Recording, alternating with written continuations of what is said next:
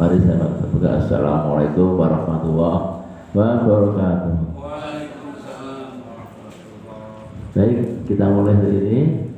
Insya Allah ini langganan, jadi zoomnya bisa sehari, tidak 1 jam ya. Nah,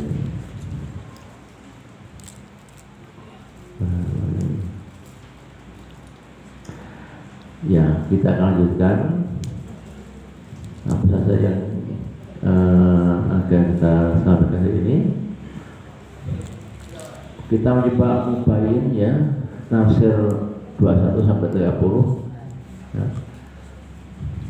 Apa saja isinya? Yang pertama, orang kafir sampai kapanpun menganggap bahwa Quran itu buatan manusia, yaitu Muhammad, dan Muhammad itu bukan nabi, orang biasa, orang biasa yang ahli ngarang gitu, ahli pengarang buku seperti zaman-zaman sekarang ini. Artinya dijelaskan sedetail apapun, ya orang kafir itu tidak akan bisa mendengar, memahami, orang yang menerima ya. Kemudian Al-Quran juga diantaranya memuat 3 ayat mitsaqan ghalidzah ya. Itu hanya 3 kali disebut dalam Quran, mitsaqan ghalidzah atau perjanjian berat. Yang pertama dalam Al-Ahzab 7 itu dikatakan bahwa Nabi sebelum diwisuda menjadi Nabi, manusia biasa itu angkat sumpah yang dengan mitsaqan ghalidzah, sumpah berat, janji berat. Kamu mau jadi Nabi, tak angkat, maka kamu harus begini. Maka Nabi adalah manusia pilihan. Yang kedua, mitsaqan ghalidzah juga disebutkan ketika sakratul pengantin, nikahan anak Adam bertemu kemudian nikah, itu juga mitsaqan ghalidzah, sama beratnya dengan ketika Nabi manusia diangkat dari Nabi, sama beratnya dengan orang nikah. Jadi orang nikah itu yang nikah cerai itu betul-betul melanggar agama sebenarnya. Karena sama dengan Nabi yang diangkat oleh Allah. Itu sama, bisa itu. Yang ketiga, sama beratnya dengan perjanjian Bani Israel ketika terbebas dari kejaran Fir'aun dan tentaranya. Kemudian setelah bebas diberi amal sumpah ketauhidan ya, itu di Gunung Sinai di Mesir ya. Mereka bersumpah, berjanji untuk mengikuti agama Musa alaihissalam dengan kitabnya Taurat, tapi juga akhirnya dilanggar oleh Bani Israel. Itu sama juga mitsaqan ghalidzah, perjanjian atau sumpah berat. Nah, ini yang perlu dipahamkan dulu ya. Lalu apalagi intinya dalam ini, Bani Israel sudah divonis ya dalam Quran itu dimasukkan neraka, kekal di dalamnya ya. Bani Israel yang bandel ya, memang Pak Kiai mengatakan bahwa siratal ladzina an'amta 'alaihim ghairil maghdubi 'alaihim waladdallin, itu kan kalau ditafsirkan kan ada 2 pihak. Allah murka dengan Bani Israel, yang kedua manusia-manusia sesat, yaitu agama yang menganggap bahwa Isa adalah anak, itu jangan sesat. Bani Israel dimurkai oleh Allah. Kemudian bahan bakar dari berhala dan manusia saja, nanti ketika orang musyrik itu sudah divonis masuk ke neraka, dia akan kumpul dengan berhala yang disembah. Berhala yang disembah itu ya patung-patung yang disembah ya. Apa saja yang disembah akan menjadi penghuni neraka semuanya ya.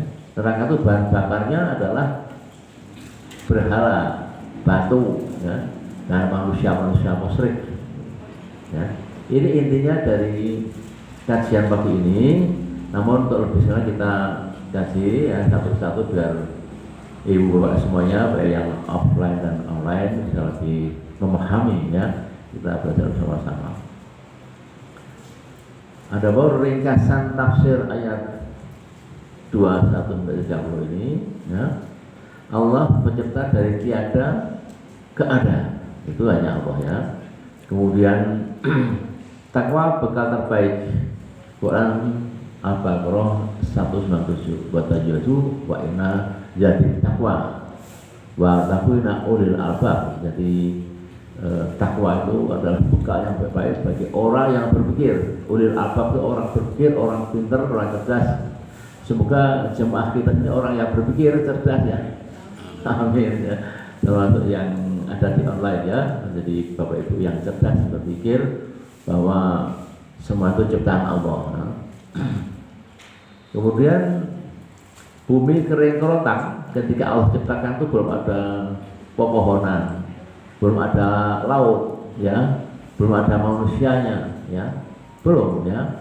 Maka disitulah Allah ciptakan menjadi subur, ada lautnya, ada airnya, bahkan dalam tafsir dikatakan bumi ini 70% isinya air. Yang jauh besar adalah gunung, ya, daratan, hutan, itu hanya 30%. Ya, dalam tafsir begitu ya. Sehingga dengan suburnya bumi yang awalnya kering kerontang menjadi makmur, subur. Ya. Ini adalah anugerah Allah untuk kehidupan manusia. Tapi kalau kita panjangkan kajian tafsir ini bahwa bumi sebelum Allah ciptakan Adam dan Hawa itu penghuninya adalah iblis, ya, iblis dan seluruh rakyatnya. Karena tidak bisa mengelola bumi, maka mereka digantikan oleh manusia. Sehingga ketika Allah berfirman, wa idqala rabbuka lil malaikati inni ja'ilu fil ardi khalifah, ketika Allah berfirman itu, maka Malaikat Jibril itu menjawab, qalu atas salbiya mayu situ biya wa yasfiku dima, kata malaikat, bahwa makhluk yang kau ciptakan apakah nanti tidak sama dengan makhluk yang sudah ada, iblis maksudnya, itu akan bunuh-bunuhan, berdarah-darah. Berarti iblis itu, Bapak Ibu sekalian, dulu juga berdarah, bunuh-bunuhan juga, perbutaan juga, ada pilpres, ada pilkada. Ya sama kan, kekuasaan-kekuasaan itu dipakai iblis, ya, sehingga dia berdarah-darah dalam perbuatan itu ya. Ya. Ya.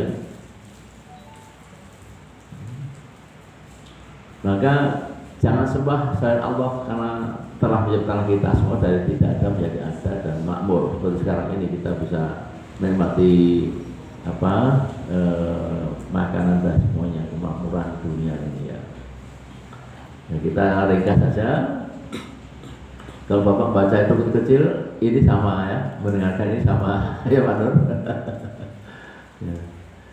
Ya, tantangan kafirun, ya, kaum kafir itu menantang apa saja yang menantang, pada Allah yang menantang. Ya.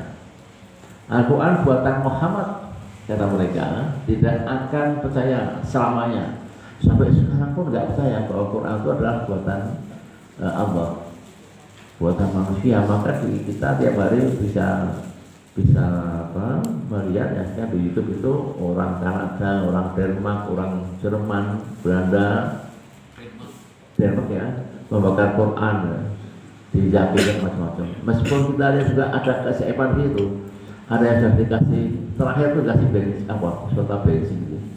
Dibakar itu nggak pernah nyala-nyala itu. Akhirnya dia diterjang sama orang-orang Islam ya, diajar orangnya itu ya.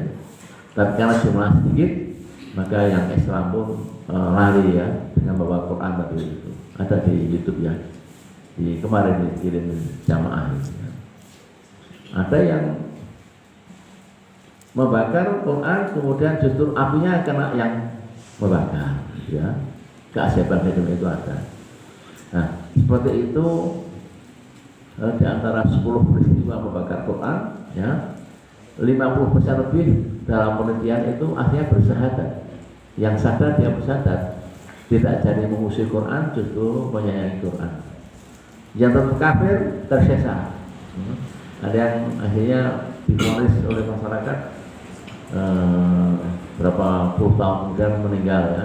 Banyak sekali peristiwa itu di negara sekuler sana tuh.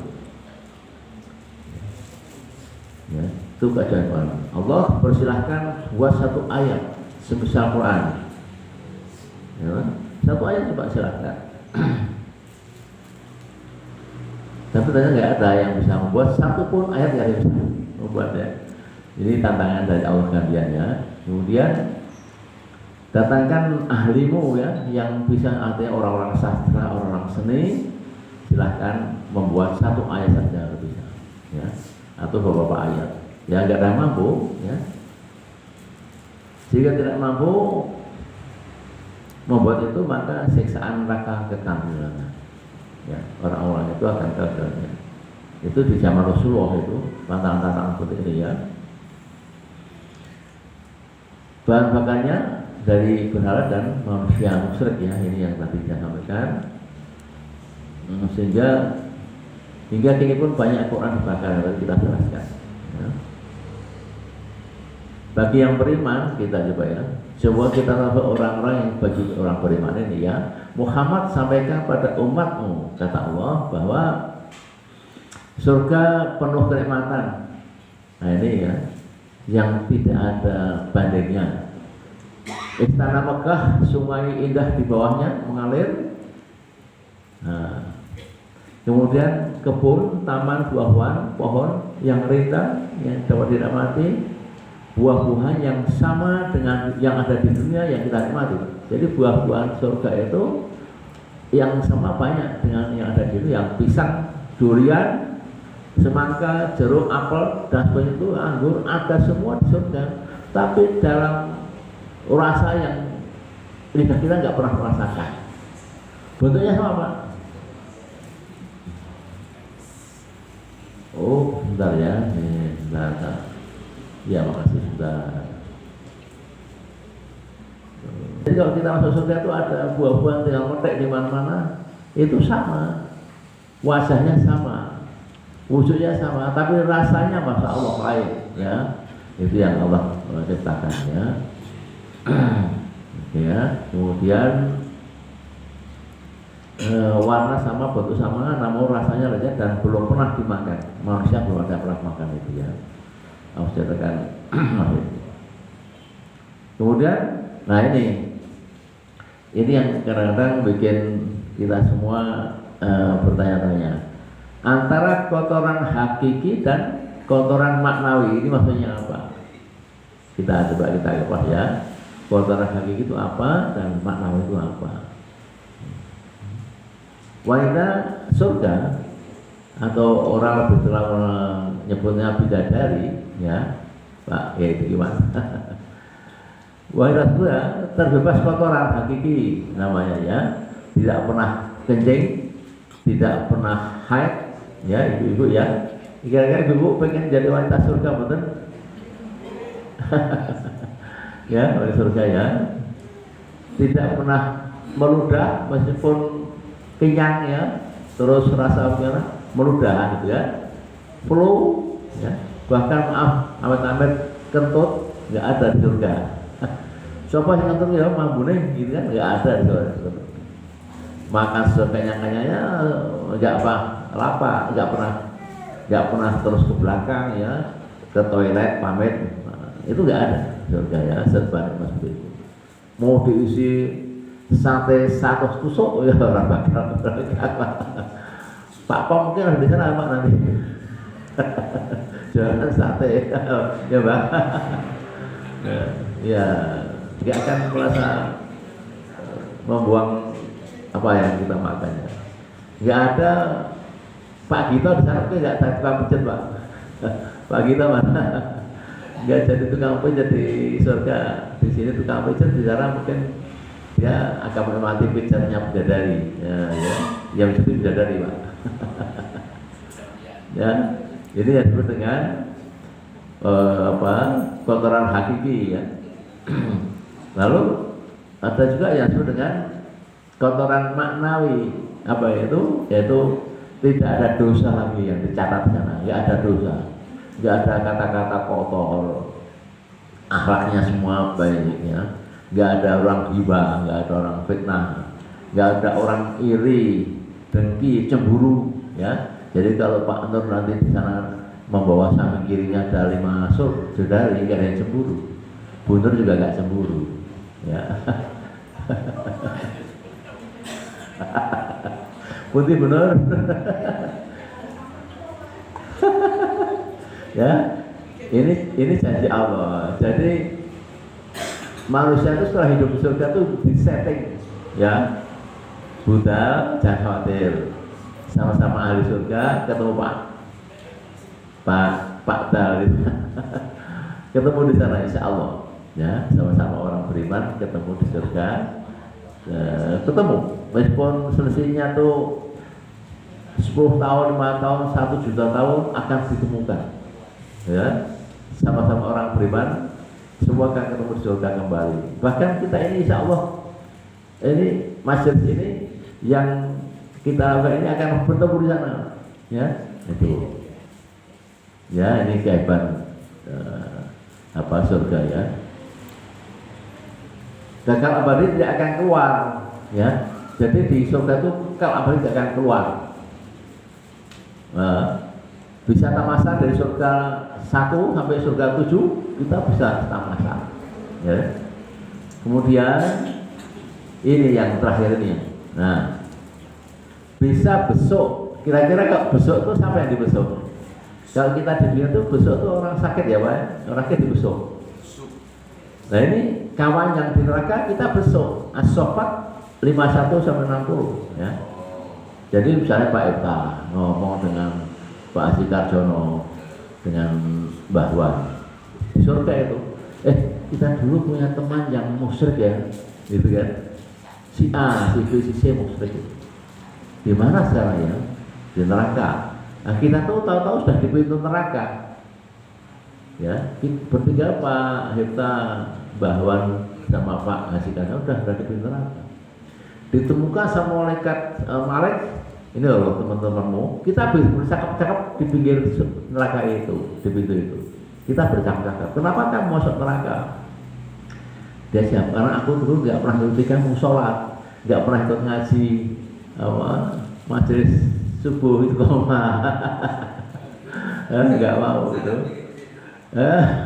Aku subuh turu, ya. Kamu aku Islam tapi nggak pernah sholat, nggak pernah ngasih, nggak pernah zakat. Jadi apa? Ingin ibu sekalian, yang di neraka itu tidak hanya orang-orang non Islam, orang-orang kafir, orang musyrik, tapi orang Islam pun banyak yang di neraka akibat lalai tidak sholat, lalai tidak zakat, sedekah, ya, lalai silaturahmi, lalai ngaji seperti ini tuh menjawabkan neraka, ya. Nah kita bisa bicara dengan mereka itu. Nah, tapi orang neraka bisa keluar, enak keluar, selamanya di situ tersesat terus, ya. Itulah ringkasnya gitu, ya. Dan di neraka, di surga tidak ada kematian, muda selamanya. Tafsirnya racak jauh. Sejajar umur 33 tahun, ya. Raja usia 30 tahun, wanita laki semua menjadi usia yang itu. Itu kan usia kuat-kuatnya itu 33 tahun itu tafsirnya begitu, ya. Sehingga mau ngumpuli, maaf ya, seharusnya ngumpuli bidadari sehari peng 1 sudah kuat Pak, tidak apa-apa, halal semuanya. Nggak ada nikah dulu, nggak ada cerai nikah, nggak ada. Itu janji Allah, gitu, ya. Nah, ya, kita lihat dulu pemisahan Allah ini, tantangan yang lain buat orang kafir yang membawa dunia isinya itu Quran itu adalah sudah ada, ya. Muhammad bukan membuat Quran, maka di situ kafir selalu merolok ciptaannya, semisalnya nyamuk, alat, lalat, kutu yang tak nampak pun orang kafir nggak percaya. Itu sudah ada tanpa diceritakan itu loh. Lah siapa yang menceritakan? Nggak ada satu kitab pun yang bisa dijelaskan kecuali Quran. Sesembahan kaum kafir tak mampu ciptakan hewan kecil, maka dia tanya Allah, coba Tuhanmu mana suruh buat lalat, bisa nggak? Nah, jelas nggak bisa, tanah itu nggak bisa ya, dijawab. Nah. Kemudian orang mukmin percaya ada hikmahnya semua yang diceritakan. Quran Al-Quran 191 gimana bunyinya itu Pak? Ya itu Pak. Semua yang ada di sini kita yang Allah ciptakan itu tidak ada yang sia-sia, yang basir. Bismillahirrahmanirrahim. Rabbana ma khalaqta hadza batila subhanaka wa qina adzabannar. Enggak ada yang tersiaya. Enggak ada itu. Semua harus coba lihat. Batu saja yang kerikil itu kalau Bapak Ibu kebelet itu coba BHP itu kerikil di bawah sembuh. Ya. Itu ya godong-godongan apa itu ternyata bisa mengobati gatal macam-macam. Allah an-salam ya. Nah, itu bisa diskusi ya. Ya. Allah palingkan kafirun dari kebenaran. Ya udah, pokoknya nggak bisa direken lah. Wah itu memang dalam jalan dikatakan surga itu luasnya seluas bumi dan langit, neraka sama. Tapi penduduk dunia ini 70% lebih penghuni neraka. 70%. Jadi kalau nanti di akhir kiamat itu ada penduduk bumi ini ada 15 miliar, berarti 70% dari 15 miliar itu sudah neraka. Nah gitu. Sedikit orang beriman yang masuk di surga. Musyrikin ingkar janji, ini yang pernah dibahas di awal itu Pak Kiai itu gimana? Mereka adalah Bani Israel setelah terbebas dari kejaran Fir'aun bertauhid, bersyahadat mau mengikuti agama Musa dan Harun, ya. Sehingga Allah sebagai saksinya Allah tuh angkat Gunung Sinai diangkat yang di Mesir itu, sehingga Bani Israel semuanya puluhan ribu itu ketakutan, takut akan dijatuhi Gunung Sinai, tapi tidak. Gunung Sinai itu menjadi saksi dan memayungi agar tidak kepanasan, sehingga semua orang musyrikin yang dipimpin oleh Samiri ya, itu ketakutan luar biasa dan bersyahadat lah ya dengan cara kitab Taurat ya, sama Musa bersyahadat. Tapi apa? Ternyata kemudian hari dia ingkar lagi. Itulah sifatnya Bani Israel. Maka dalam tafsir Al-Fatihah dikatakan Bani Israel itu adalah kaum yang dimurkai Allah selamanya, ya, dimurkai. Ya, kemudian ingkar janji kisah Musa ya, kemudian membuat kerusakan bumi. Sampai sekarang ini Bani Israel apa di sidang PBB yang kita dengarkan hari ini, termasuk menelu kita juga datang sana, apa mau obey mereka? Nah, apa dia mau taat dengan suara PBB? Enggak, ya. Itu yang mengklaim justru dari negara Afrika Selatan agar Gaza dimerdekakan, Israel tidak lagi memerangi. Tapi terus jawabannya kemarin saya dengarkan di TV itu bahwa perwakilan Israel, kami itu kan mempertahankan tanah kami diserang dulu, itu jawabannya.